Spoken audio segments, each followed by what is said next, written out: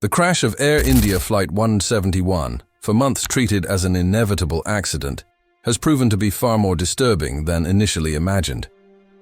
What seemed like a common aviation tragedy now raises serious suspicions of deliberate sabotage. Seconds after takeoff from Ahmedabad, bound for London Gatwick, the fuel supply to the engines was intentionally cut off, leading to the simultaneous shutdown of both engines and condemning the aircraft while still at low altitude. Investigations confirmed that the fuel switches were manually turned off. The great mystery that remains is no longer how, but who and why. The discovery shocked investigators and completely changed the understanding of the disaster that killed 230 passengers and 12 crew members, as well as victims on the ground, when it struck a residential dormitory. For months, the world grew accustomed to hearing about the same 32 seconds of terror, repeated ad nauseum by television news programs, followed by official statements of sorrow and silence. However, this simplified narrative concealed crucial details. On June 12, 2025, shortly after 1 p.m., a 17-year-old teenager, Aryan Asari, was casually recording the skies over Ahmedabad when he noticed something strange: a jet flying too low. His video, recorded instinctively, became the only visual record of India's worst air disaster in over a decade. The images captured absolute chaos, culminating in a single instant of extreme violence. Rescue teams arrived quickly, but found a devastated scene, with destroyed buildings, active fires, and screams everywhere. The possibility of survival seemed non-existent. Yet, against all logic, a man was found alive. Vishwashkumar Ramesh, a British citizen of Indian origin, was rescued conscious but severely injured, with extensive burns, multiple fractures, a collapsed lung, and a severe concussion. He was rushed to a trauma center and became an unexpected symbol of survival amidst a tragedy that now raises far darker questions than it can answer. For investigators, the question was immediate and incessant. How had he survived?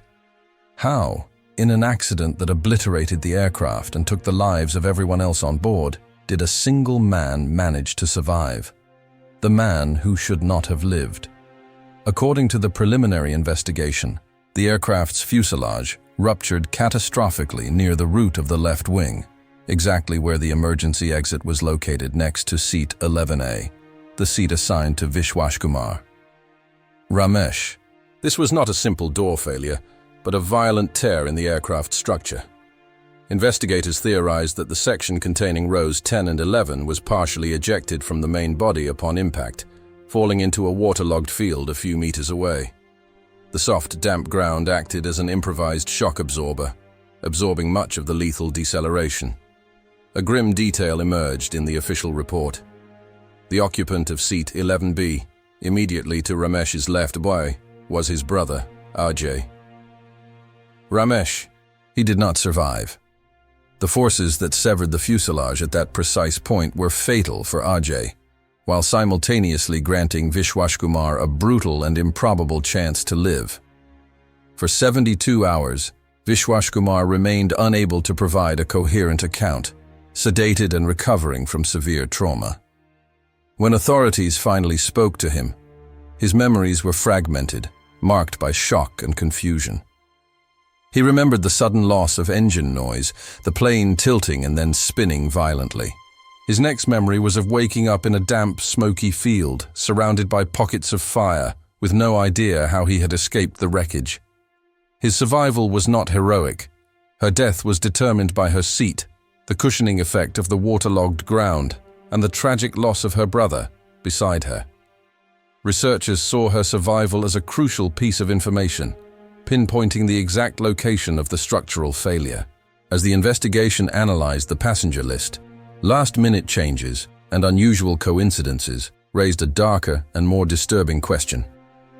India Flight 171 focused first on the aircraft and the moment of impact. As the investigation progressed, the Bureau of Aviation Accident Investigation turned to a more human element: the passenger list. What would normally be just a simple list of names and nationalities became a source of growing intrigue. A detailed review revealed 3 anomalies among the 169 Indian, 53 British, 7 Portuguese, and 1 Canadian passengers. The first involved a figure of political importance. Seat 2A had been granted to Sri Vijay Rupani, former Chief Minister of the state of Gujarat. Although high-profile individuals occasionally travel on commercial flights, his presence introduced security considerations and protocols that investigators could not ignore. Coincidence or not, his reserved nature added a layer of complexity to the investigation. The second anomaly involved last-minute cancellations. The Nanabawa family, confirmed passengers, were unfortunately part of these changes, but they were not alone. Airline records showed an unusually high number of cancellations and seat adjustments for that flight, including 3 senior executives from a multinational company specializing in secure government communications. The 3 canceled their premium economy tickets less than 10 hours before departure. Officially, the reason given was corporate policy. Still, in the context of the disaster, such routine explanations seemed strangely out of the ordinary. The third anomaly concerned the concentration of foreigners, especially the 53 British passengers. Among them were business travelers and professionals with security clearances, reflecting the strategic ties between the United Kingdom and India. One individual, a data security analyst for a major British defense contractor, was traveling alone in economy class, highlighting the unusual mix of profiles aboard an otherwise routine flight.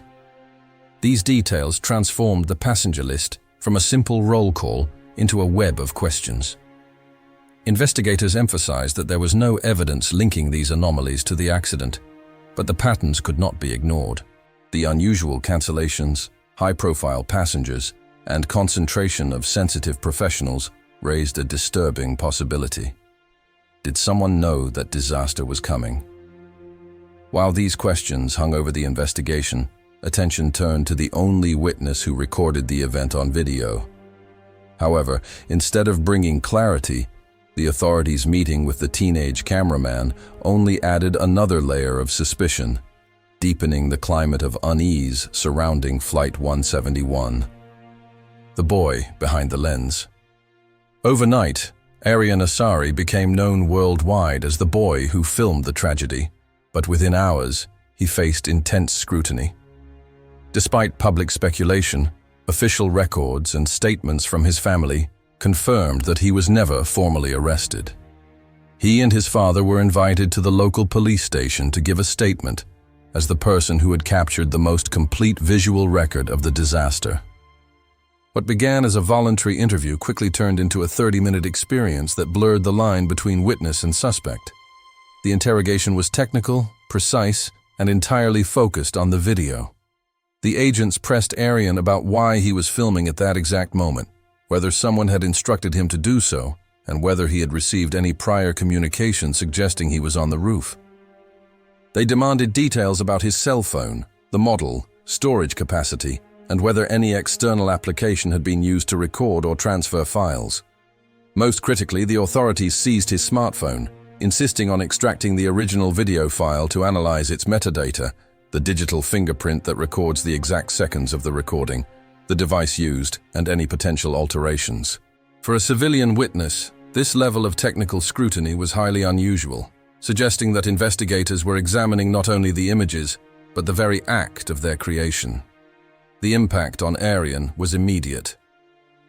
After being released that night, he plunged into a deep state of shock, unable to sleep, fearful of official vehicles, and reluctant even to touch a phone. The pressure and suspicion surrounding the investigation exacerbated the trauma of witnessing the accident. Fearing for his mental well-being and the relentless media attention, his family acted quickly.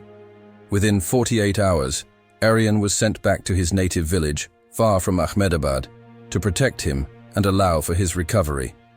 Officially, he remained a witness. Still, the seizure of his primary device and the intensity of the interrogation left a lingering sense of distrust. Why had the state focused so intensely on a teenager and his phone? What were they looking for inside the digital code of his video? With few answers, the investigation shifted its focus from human witnesses to the cold, unforgiving evidence of the aircraft itself. The initial chaos at the accident site, the human stories of survival and loss, gave way to a more methodical, yet equally intense phase, the forensic autopsy of the machine. The focus shifted away from the streets of Magani, Nagar, and moved on to hangars and laboratories where the shattered remains of the Boeing 7878 Dreamliner, registration VTIND, were carefully reassembled like a jigsaw puzzle. It wasn't just an aircraft, it was the main witness, and its testimony was hidden in its twisted wiring, its fractured components, and the silent digital memories of its black boxes. The global aviation community watched with bated breath as this was the first fatal accident in the Dreamliner's history, placing its advanced technology and Boeing's reputation under relentless scrutiny. The official investigation, led by the Indian Bureau of Aeronautical Accident Investigation, in coordination with international agencies from the United States and the United Kingdom, began its work under enormous pressure to provide answers. The first critical breakthrough came with the recovery and analysis of the flight data recorder. The data revealed was both unequivocal and disconcerting. It showed that, seconds after takeoff, while the aircraft was climbing to an altitude of about 300 meters, a catastrophic command was triggered within its systems. Both engine fuel control switches, located on the upper cockpit panel, electronically switched from the operating position to the shut-off position. This command was equivalent to shutting off the fuel valves of the engines, depriving the two enormous General Electric Gen X turbofans of their vital source. The data stream indicated an immediate and rapid drop in engine thrust, followed by the deafening silence recorded by the cockpit voice recorder. The aircraft, now a gliding giant, managed to climb for a few more seconds, reaching a maximum altitude of just over 365 meters before succumbing to gravity. This discovery would divide the investigation into two opposing paths. Cockpit voice recorder provided the human context for this digital data, and in doing so, created the crux of the controversy. The transcript revealed the crew's frantic final moments. The sounds of a normal takeoff were followed by the sudden and agonizing loss of engine noise. Then, the co-pilot's voice, filled with alarm and confusion, was recorded asking, "Why did you cut it off?" A moment later, the captain's reply came firmly and clearly, "I didn't do that." This four-word statement created an impossible contradiction. The switches had been flipped. Both highly trained pilots denied initiating the action. This single dialogue became the central piece of evidence around which two opposing theories solidified. Was it a catastrophic human error or a disastrous failure of the machine itself? The investigation into the aircraft began with its history. The specific plane, manufactured in 2013, had been in service for about 11 years. Their maintenance records were thoroughly analyzed, and a critical, previously deemed non-urgent report from the U.S. Federal Aviation Administration came to light. A 2018 Special Airworthiness Information Bulletin had flagged a potential problem. Certain fuel control switches on some 787s may have been installed with their internal locking mechanisms disengaged. This was not a mandatory airworthiness directive, but an inspection recommendation. Records confirmed that Air India, following the non-mandatory nature of the notice, did not carry out this specific inspection on VTIND. This finding lent weight to the theory of a systemic failure. Could a severe vibration or electrical failure have caused mechanically compromised switches to physically shift to the off position on their own without any human intervention? Proponents of this theory pointed to the extreme improbability of both pilots, at a critical stage of flight, simultaneously and mistakenly manipulating two separate protected switches. However, the human error theory also presented compelling arguments. Skeptics of the mechanical failure hypothesis questioned how a vibration could move two independent latch-on switches in perfect synchrony and, according to some interpretations of the data, cause them to return to a neutral position.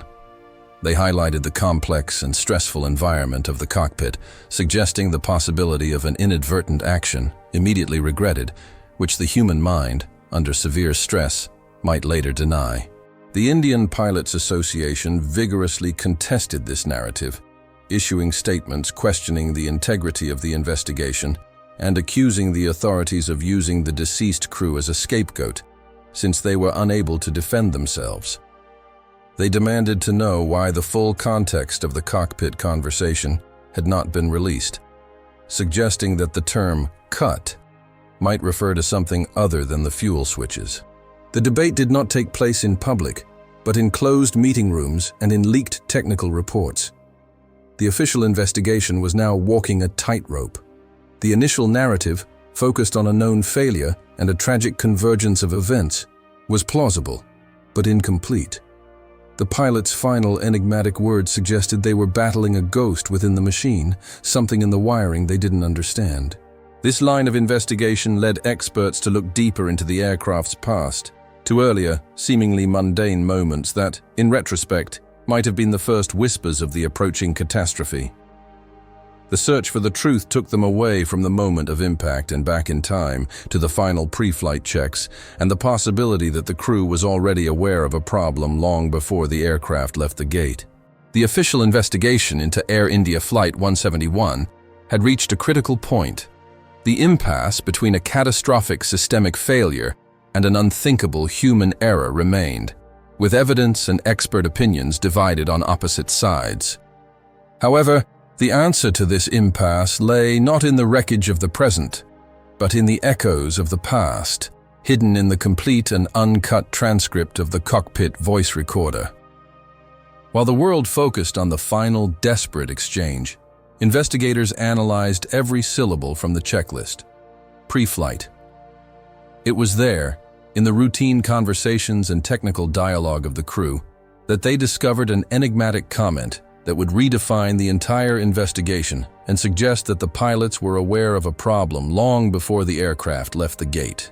The transcript revealed that, about 20 minutes before takeoff, during the initial cockpit preparation, the captain made a seemingly trivial observation.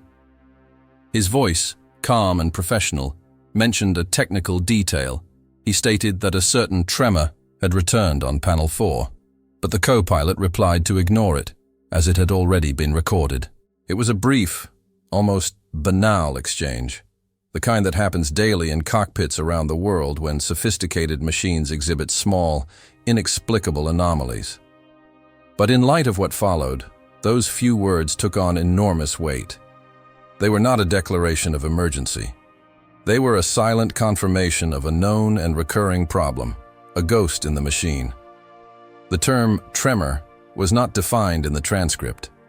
Still, within the complex electrical architecture of a Boeing 787 Dreamliner, it could refer to a transient voltage fluctuation, an intermittent sensor failure, or unexplained power consumption in one of the aircraft's many digital buses. The fact that it had returned indicated that this was not an isolated event, but a persistent and undocumented anomaly that the crew had encountered before. This discovery led investigators to revisit the aircraft's maintenance records with a new and specific focus. They were looking for any record of unexplained voltage fluctuations or electrical transients on the panel mentioned by the captain. The official VTIND records showed nothing beyond routine maintenance and minor issues resolved. No entry directly corresponded to the commander's observations. This absence, in itself, was of enormous significance. She suggested one of two possibilities. Either the problem was considered so minor and intermittent that it was never formally documented, or there was a cultural or procedural flaw where small defects were informally noted, but not escalated through the appropriate maintenance channels. This opened a disturbing new line of inquiry into Air India's maintenance culture, in which the pressure to maintain punctuality could, even unconsciously, lead to the neglect of critical failures at an early stage. This revelation fundamentally altered the understanding of the pilot's final moments. The phrase, "I didn't do it," ceased to be merely the denial of a physical action. It could also be the desperate refutation of an automated system behaving erratically. If a voltage spike or electrical fault could cause the fuel control switches to move to the cutoff position on their own, then the pilots weren't dealing with a simple mechanical failure. They were battling a ghost in the wiring, a command initiated by the aircraft's own systems, which they couldn't predict or understand. The story evolved from a tragedy caused by a single switch to a warning about the limits of automated systems and the dangers of ignoring the persistent whispers of a machine in distress. But just as this new narrative was gaining traction, a separate and equally intriguing piece of evidence emerged from a completely different source, pointing not to an internal failure, but to a possible external threat to the aircraft. The mystery of Flight 171 was about to expand into the vast airspace around it. The answers to modern tragedies often reside in the ghosts of ancient ones. 29 years earlier, another Boeing had fallen from the sky. It was TWA Flight 800, and its shadow still haunts every unexplained explosion since then. To understand the possible future of Air India Flight 171, one must first go back to the summer of 1996, when that aircraft fell from a clear sky, taking with it 230 lives and the certainty of what really happened. On the night of July 17, 1996, the weather was calm and clear over the Atlantic Ocean near East Moriches, New York.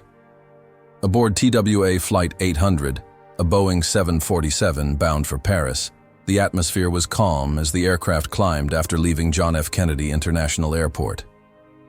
Then, at approximately 8:31 p.m., just 12 minutes after takeoff, the unthinkable happened.